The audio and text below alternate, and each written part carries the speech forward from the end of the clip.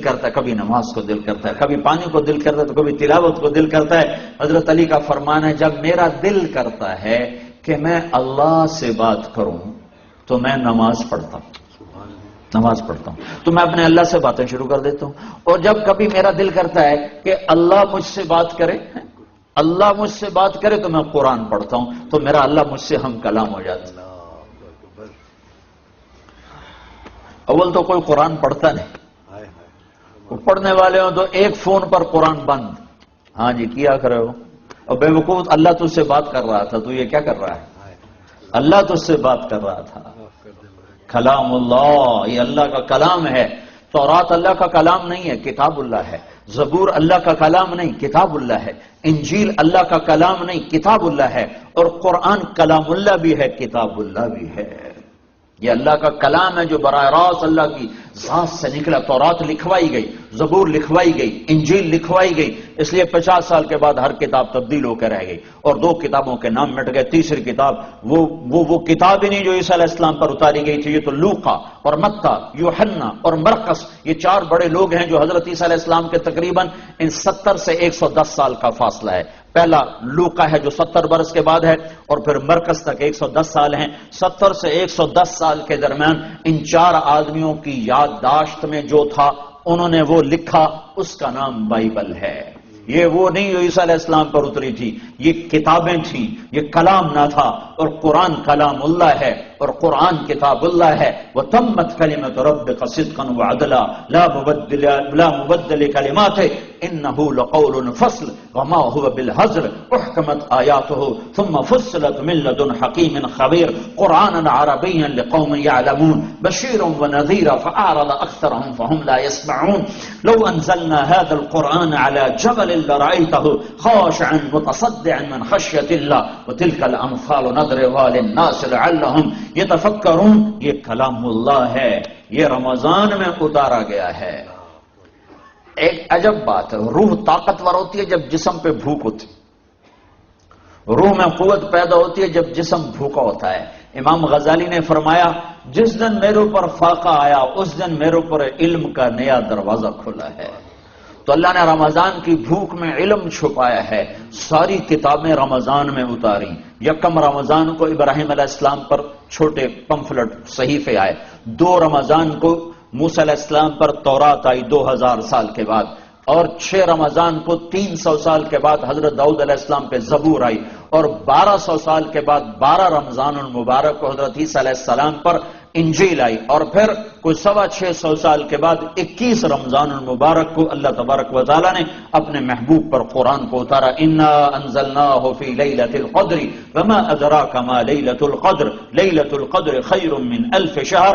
21 رمضان تھی، پیر کی رات تھی، نصف رات گزر چکی تھی، پیر کا دن شروع ہو چکا تھا، 12 بجے کے بعد اگلا دن شروع ہو جاتا ہے جب جبریل جلوہ نما ہوئے اور آپ کو خوشخبری سنائی کہ یا رسول اللہ آپ آخری نبی ہیں، آپ رحمت للعالمین ہیں، اور یہ آپ کی کتاب، یہ آپ کا کلام، یہ قرآن ہے جو آپ کے اللہ نے لکھ کر نہیں اتارا، اپنے نبی کے سینے پر براہ راست اتارا۔ علی قلبک نزل بہ الروح الامین علی قلبک، سیدھا میرے رب کی ذات سے نکلا اور آ کے محمد مصطفیٰ کے دل پر اترا اور دل سے زبان پر آیا۔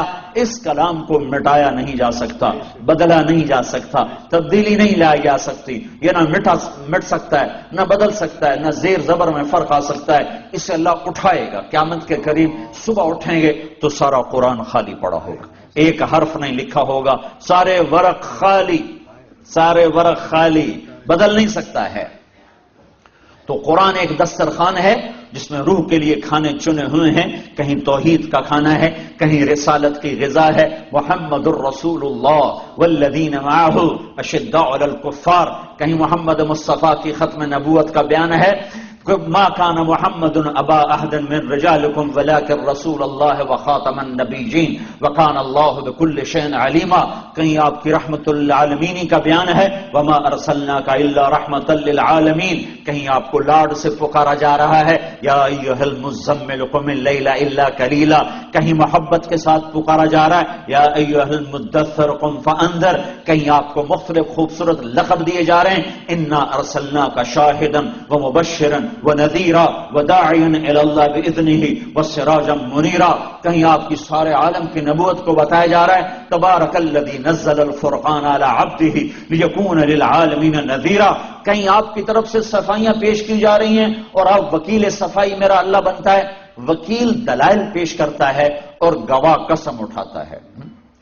قسم اٹھانا وکیل کے، جو وکیل قسمیں اٹھانا شروع کر دے تو وہ کچا پڑ جاتا ہے.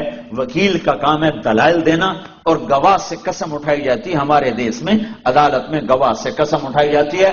اللہ واحد ذات ہے جو اپنے حبیب کے لیے وکیل بھی بنتا ہے، گواہ بھی بنتا ہے، قسمیں بھی اٹھاتا ہے. والنجم اذا ہوا ما ضل صاحبكم وما غوا وما ينطق عن الهوى ان هو الا وحي يوحى علمه شديد القوى ذو مرة فاستوى وهو بالافق الاعلى ثم دنا فتدلى فكان قاب قوسين او ادنى فاوحى الى عبده ما اوحى ما كذب الفؤاد ما راى افتمارونه على ما يرى. قسمیں اٹھاتا ہے گواہ بن کر، دلائل دیتا ہے وکیل بن کر. فلا اقسم بما تبصرون وما لا تبصرون انه لقول رسول کریم وما هو بقول شاعر قلیلا ما تؤمنون ولا بقول کاہن قلیلا ما تذکرون. قسمیں والضحى واللیل اذا سجى ما ودعك ربك وما قلى وللآخرة خير لك من الأولى ولسوف يعطيك ربك فترضى ألم نشرح لك صدرك ووضعنا عنك وزرك الذي أنقض ظهرك ورفعنا لك ذكرك إنا أعطيناك الكوثر فصل لربك وانحر إن شانئك هو الأبتر. یہ رسالت کو چنا ہے روح کے دسترخوان پر کہ آ اس چشمے سے سیراب ہو.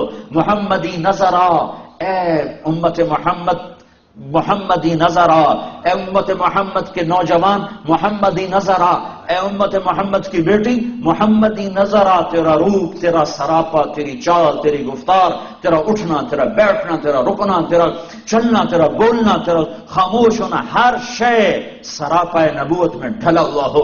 تو محمد مصطفیٰ صلی اللہ تعالی علیہ وسلم کی غلامی میں آ جا. اللہ تمہیں ساری دنیا سے آزادیاں نصیب فرما دے گا کہ ایک ہے اوپر اور ایک ہے نیچے، جس سے اللہ نے عشق کیا، پیار کیا، محبت کی، حبیب بنایا.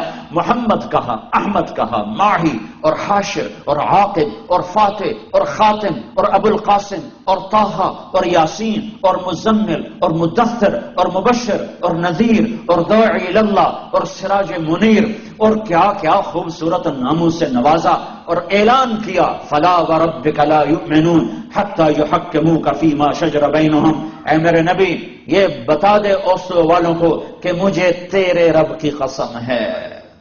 یہ قرآن کی سب سے خوبصورت قسم ہے. قرآن نے مختلف جگہوں پہ قسمیں اٹھائی ہیں. یہ قرآن کی سب سے خوبصورت قسم ہے کہ اللہ کہہ رہا بتا دے ان کو کہ مجھے تیرے رب کی قسم جب تک تیری غلامی میں نہیں آئیں گے میں قبول نہیں کروں گا. تیری غلامی میں آنا پڑے گا. وردی کی قیمت ہے کہ نہیں ہے؟ وردی کی قیمت ہے کہ نہیں ہے؟ کوئی کام نہ کرے، وردی پہ تنخواہ ملتی ہے کہ نہیں ملتی؟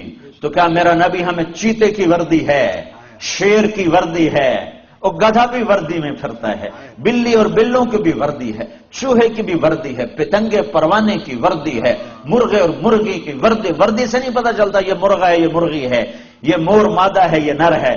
وردیوں میں ہیں. تمہیں میرا نبی ننگا بھیج گیا ہے، تمہاری کوئی وردی نہیں، تمہاری کوئی پہچان نہیں. میرے نبی کی ہر ادا زندہ ہے، سلامت ہے، موجود ہے، محفوظ ہے، قیامت تک رہے گی. جب قرآن اٹھایا جائے گا تو میرے نبی کی سیرت کو اٹھایا جائے گا. اس سے پہلے کوئی دجال، کوئی بڑے سے بڑا بھی نہیں اٹھا سکتا. یہ محکم کتاب کی طرح محکم حدیث ہے. ایک فتنہ اٹھا پاکستان میں، حدیث تو 300 سال بعد لکھی گئی، پتہ نہیں اللہ کے نبی کی ہے کہ نہیں ہے.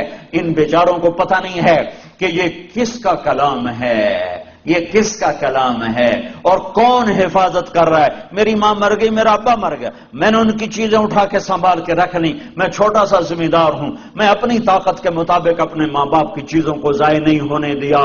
ان کو میرے کسی کام کی نہیں ہے، بس یادگار ہیں. میرے ابے دی ہے، اے میری اماں دی ہے، اے میرے ابے دی شیروانی کھلوتی ہے، اے دی ٹوپی کھلوتی ہے، اے دی خسا پہ ہوئے ہے. یہ یادگار ہیں. میں نے اپنی وسعت کے مطابق ان کی چیزوں کو سمیٹا.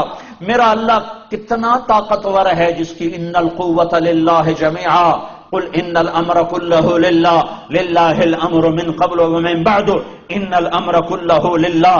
اس اللہ نے ارادہ